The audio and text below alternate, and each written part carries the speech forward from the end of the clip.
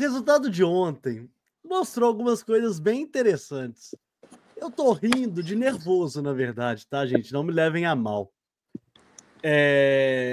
Mas é porque me chama muito a atenção que, às vezes, a própria torcida do Cruzeiro se pega em algumas situações sem olhar para o próprio umbigo. Aliás, o português deve estar olhando para o próprio umbigo neste momento. É só isso que eu vejo, é só barriga, o resto não vê mais.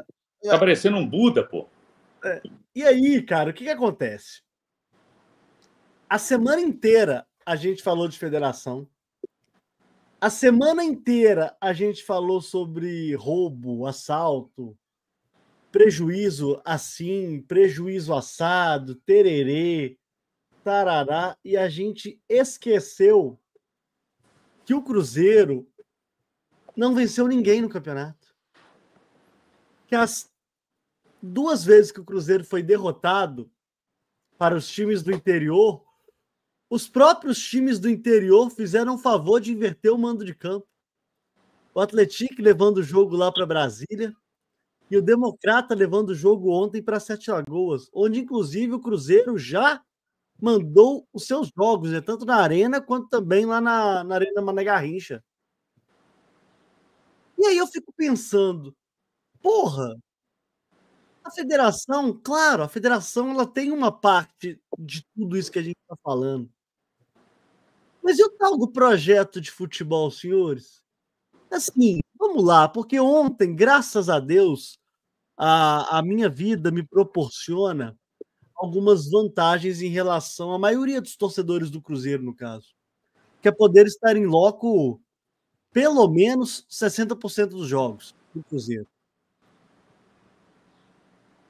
E ontem eu fiquei embasbacado com a falta de qualidade técnica do time. A gente viu o Wagner, que deu assistência, mas o Willian entrou também. A lateral esquerda, pode pôr o Marlon, pode pôr o Kaique, que...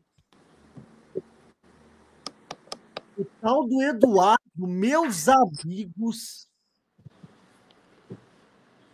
O Wallace, ontem, mais preso que poste, ali do Conjunto Cristina em Santa Luzia. Os atacantes do Cruzeiro, Tevez, ontem, senhores, ele não pegou na bola. O Bolazzi, gente, porra, eu sei que vocês vão falar bem do Bolazzi, mas o Bolazzi, senhores, ele é no máximo esforçado. O time, ele deixa de existir quando o Matheus Pereira e o Dudu estão fora. O Léo Aragão, senhoras e senhores. Léo Aragão, senhoras e senhores. Os senhores do chat, tá? Eu vou apontar dedo, tá? Os senhores do chat queriam que o Cássio comesse banco, mas o goleiro reserva dos senhores não tem noção de espaço, velho. Então, gente, vocês podem aí criticar juiz, vocês podem aí criticar a Federação Mineira, podem aí falar o que vocês quiserem, mas o problema do Cruzeiro chama-se Cruzeiro. E o Leonardo Jardim, ontem, né, eu e Milton ficamos numa cabine que estávamos a 10 metros do Leonardo Jardim, então, às vezes, eu via mais o Leonardo Jardim do que o próprio jogo. Meus amigos, ele estava desesperado. E mais do que desespero, na entrevista coletiva, o que eu senti deste português foi um grito de socorro. Inclusive, ontem, após a partida, Milton, claro, o senhor sabe disso. Sim. Houve uma reunião ali no banco de reservas do Leonardo Jardim, do Pedro Júnior, de uma turma ali do Cruzeiro, em que o Leonardo Jardim deve ter falado assim para os camaradas: amiguinhos, com esse time não vai. Com esse time não vai. Tecnicamente, o Cruzeiro foi um negócio escandaloso. Eu não vou falar da parte tática aqui, porque é o primeiro jogo do Leonardo Jardim, gente. Não existe tática para um treinador de futebol que treinou só uma vez o time. Então, meus caros amigos, audiência, Portuga e Milton vai ter a palavra agora. A verdade é que o Leonardo Jardim vai ter muito trabalho. Muito trabalho. Porque o Cruzeiro ele está perdido dentro dele mesmo. Eu não faço ideia do que estes senhores vão fazer.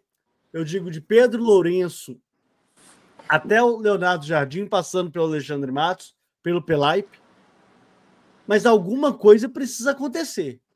E vou falar mais. O jogo de domingo contra o América, às 16h, para o Cruzeiro foi bom, tá?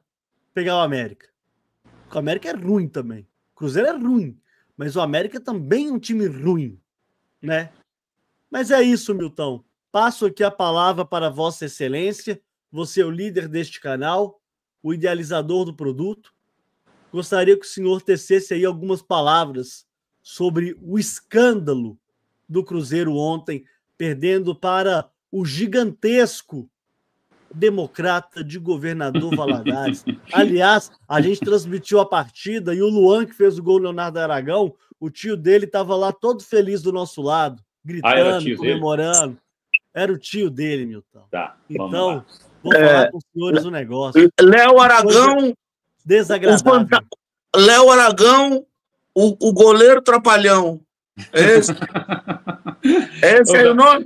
Ou da poltrona, ou da poltrona. Bom, é isso aí, gente. Lá vem a bala, vamos esconder. Antes de eu passar a palavra para o Buda, né, que está aí no nosso canal, olha, vamos lá. Eu hoje até brinquei no 98 Futebol Clube, eu falei uma coisa assim, é inadmissível o que nós vimos ontem, né? Um time apático, muito mal, assim, é uma coisa incrível, não dá para entender. E ao mesmo tempo eu falei assim, mas hoje eu vou passar pano, bota a musiquinha, passar paninho, eu coloquei isso. Aí eu fiz um levantamento que é o seguinte, primeiro, o treinador, não tem como a gente começar a tecer aqui críticas ao treinador, não tem como, né? O cara... Teve 3 dias aí, ou 2, sei lá quanto, para poder armar a equipe. E não conhece os jogadores, primeira vez no Brasil. Ele precisa de tempo, normal. Segundo, foi um time meio que... Não tem desculpa, tá? Mas vamos lá. Os principais, se a gente colocar assim, não tinha o Fabrício Bruno... Não tem desculpa, mas você já está dando, né? Eu já estou dando, mas... Eu vou deixar você falar, falar. Tá, mas que você está já dando desculpa, você está dando. Mas pode falar, bem, mas pode falar. Deixa eu falar, e eu tenho direito a falar. Antes de você continuar, eu não devia, mas já vou lhe defender. Cabido, a diferença entre desculpas e fatos. Sim. O quanto ao que você falou que a gente reclamou, que fomos prejudicados, esquecemos do futebol, eu concordo com você, mas isso não foi desculpa, isso foi fato. Nós fomos roubados. Mas continue, seu Milton. Aí o que eu estou fazendo? É inadmissível, concordo com vocês, mas a gente tem que também abrir um parênteses aqui e colocar dentro ali. Estreia do treinador, um time que jogou meio maluco ali sem o Fabrício Bruno, sem Romero, sem Matheus Pereira, sem Mateuzinho, sem Dudu e sem Gabigol, que seria o time titular. Mas os que entraram têm qualidade, então não tem meio que desculpa, né? Tem qualidade. O Fagner, que a gente elogiou tanto, inclusive foi um belo cruzamento ali pro Bolaço também. Então, assim, não tem desculpa, mas vamos olhar por esse lado. Chegou agora, o time mesclado, já estava classificado, o Democrata tinha que dar a vida ali, porque eles queriam disputar o troféu em confidência para poder ganhar e ir para a Copa do Brasil, porque para time do interior isso é muito importante, você disputar uma Copa do Brasil, né? Vale dinheiro demais para time do interior. Então os caras brigaram bastante, realmente. Mas o Cruzeiro foi lamentável ontem. Mas eu abro esse parênteses porque a gente vai precisar dar tempo. Não adianta eu chegar agora e falar assim, manda todo mundo embora, inclusive o treinador. Não existe isso. A gente vai ter que ter paciência e esperar o treinador mostrar agora. Houve o erro da diretoria, sim, porque deveria ter mandado o Diniz embora há muito tempo. Não o fez, protelou, acabou mandando ele tem pouco tempo aí assumiu o Wesley, pouco tempo também, aí já trocou novamente o treinador e chegou o Jardim. Então, a gente tem que entender o seguinte, que ficamos putos, mas agora é o seguinte, é uma semifinal. Ali, ele tem essa semana para trabalhar, mas os jogadores terão que dar a resposta. Eu nem vou colocar o técnico neste momento, mas os jogadores terão que dar a resposta contra o América. Não há o que questionar, eles vão ter que lutar, jogar com muita garra. A garra vai ter que, se não tem o tático ainda, ou não está organizado o time, mas vai ter que jogar então com muita vontade. Ô, Milton, eu tô levantando aqui a perna aqui, ó, pra você passar o pano aqui, ó, peraí. Tá, Cabido, o que você quer que eu faça? Não. Ô, Milton, vamos lá. O Cruzeiro perdeu pro Democrata de Governador Valadares, Milton. Tá, ok. Não interessa qual time que tava em campo, Milton. Milton. Me ajuda, Milton. Calma um pouquinho. Horrível. Não. O Democrata é horrível, Milton. O nosso goleiro não sabe qual trave que tava, Milton. Me ajuda a te ajudar, Milton. Pô. Vamos ver. Vamos analisar. Eu não tô elogiando. Não, mas você tá dando... Você tá dando, vamos dizer... Você está dando as causas pelo que aconteceu ontem. Eu posso te dizer, se a gente for analisar primeiro eu vou analisar o macro, depois eu vou analisar ontem. O macro, ele começou errado desde que, não vou nem dizer do jogo de Caxias, vou dizer do quando a gente começou a perceber que o paraquedas estava aberto, a gente estava tentando abrir o paraquedas, ele não abria. E o chão ia chegando cada vez mais perto. Mas a gente se iludiu porque a gente tinha uma final contra o Racing. E aí a gente falava assim, o brasileiro, a gente tá focado na final contra o Racing. O Corinthians estava morto aqui no Pacaembu e o Cruzeiro veio jogar antes da final contra o Racing com o time todo reserva e fez eles se aproximarem mais ainda da gente. A gente nem brigou pela nossa vaga na Libertadores. Porque naquele momento existia uma esperança que nós seríamos campeões. Então a gente não viu o quanto foi nocivo o Diniz pra gente. A gente estava meio desfocado.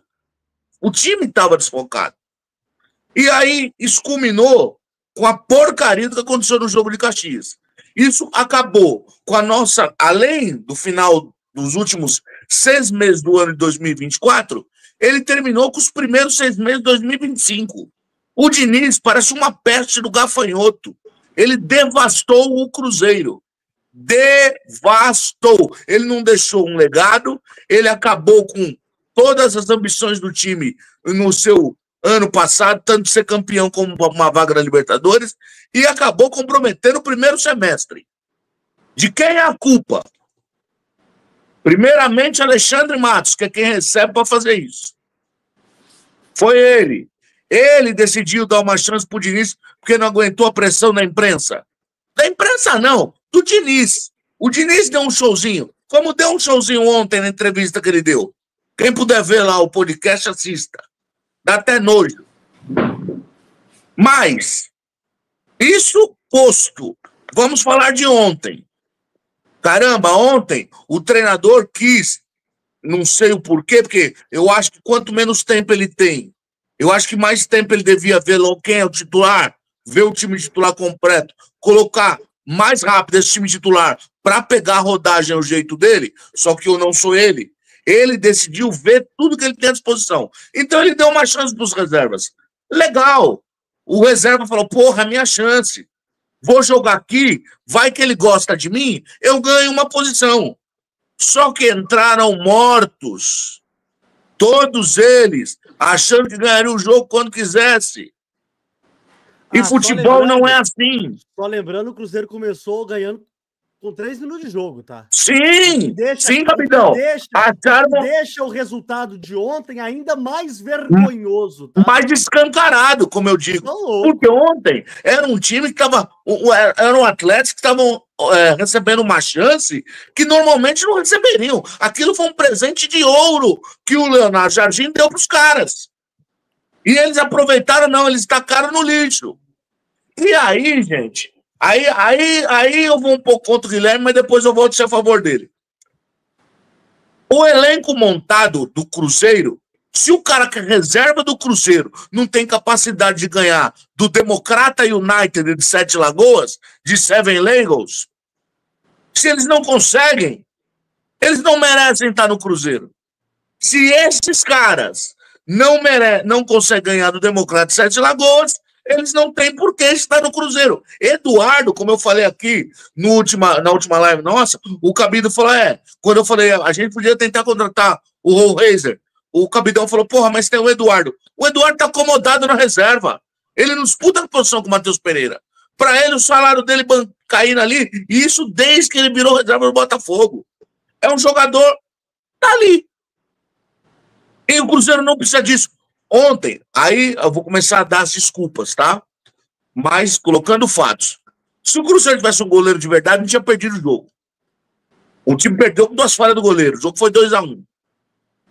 Então, você não existe isso, falar, não posso individualizar a derrota. Pode sim, principalmente quando é goleiro.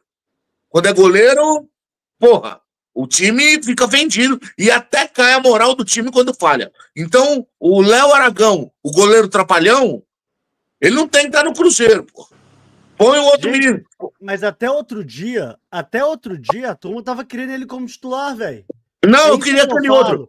Cadê aquele que jogou a São Paulo do ano passado? Otávio, não é ele? Otávio. Mas ele ainda tá no Cruzeiro. Então, mas eu acredito, Cabidão, que seja melhor. Porque esse Cabidão, como você falou, a gente e você brincamos um pouquinho no gol de futebol de salão. O cara não tem noção de espaço. Ele não tem noção de onde a bola vai passar. Ele não sabe onde ele está posicionado. Ah, mas ele não joga. Mentira, porque ele treina todo dia. Tá certo? O treinamento dá posicionamento pro goleiro. Ou não dá? Ou eu tô ficando louco? Agora tudo bem. Vacilou completamente. O Cruzeiro devia ter ganho, apesar do goleiro trapalhão Léo Aragão. Então ontem, para mim, serviu para mostrar quem não pode estar. Não pode estar. Então, o que tem que fazer? Eu falei que o Jardim ia pegar uma lista e esfregar na cara deles. Vai ser isso que vai acontecer. Ele vai falar, meu Deus, do reserva eu não posso contar com ninguém.